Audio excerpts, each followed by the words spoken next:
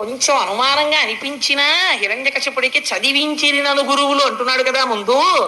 అందుకని ఒరే, నువ్వు నేర్చుకున్న దాంట్లో నువ్వు తెలుసుకున్న మొత్తం చదువులోంచి సారభూతమై పిండి వడగడితే ఇది వింటే చాలు అన్న పద్యం ఒక్కటి నాకు చెప్పరా. ఆయన అన్నాడు, తను హృద్భాషల సఖ్యమున్ శ్రవణమున్ దాసత్వమున్ సేవయు వందనార్చనముల్ శ్రవణములు చింతనంబరెడు 9 భక్తి మార్గముల శ్రీహరిని సేవించి సజ్జనుడయ్యుండుట భద్రమంతుటలతో సత్యంబు దైత్యేశ్వర. నాన్నగారు శ్రవణం కీర్తనం విష్ణోహ స్మరణం పాదసేవనం అర్చనం వందనం దాస్యం సఖ్యం ఆత్మనివేదనం అంటాడు వ్యాసుడు.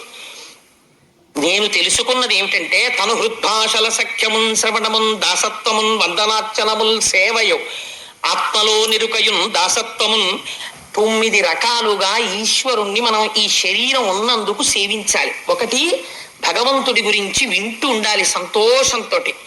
2, మనం కీర్తించాలి భగవంతుణ్ణి. 3, శ్రవణం కీర్తనం విష్ణోహ స్మరణం, ఆయన్ని గుర్తు తెచ్చుకుంటూ ఉండాలి. పాదసేవనం, ఆయన పాదములను సేవించాలి. అర్చనం, అథాంగ పూజ అని పాదముల దగ్గర నుంచి శిరస్సు వరకు ఇక్కడ జ్ఞాపకం పెట్టుకుని పూజ చెయ్యాలి. అందుకని అర్చనం, వందనం, ఈ శరీరమునకున్నటువంటి అవయవములన్నీ భూమి మీద పడేటట్టుగా ఆయనకి నమస్కారం చెయ్యాలి.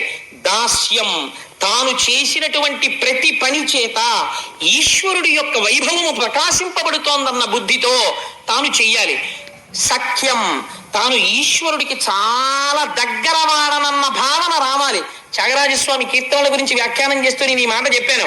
అస్తమానం ఇలా చేతులు కట్టేసుకుని నేనంతటి వాణ్ణి స్వామి, నేనంతటి వాణ్ణి స్వామి, మీరే చాలా గొప్పవారు స్వామి, ఏమనుకోకండి స్వామి, నేను ఎప్పటికీ మీ పాదాల దగ్గరికి వస్తాను స్వామి అనకూడదు.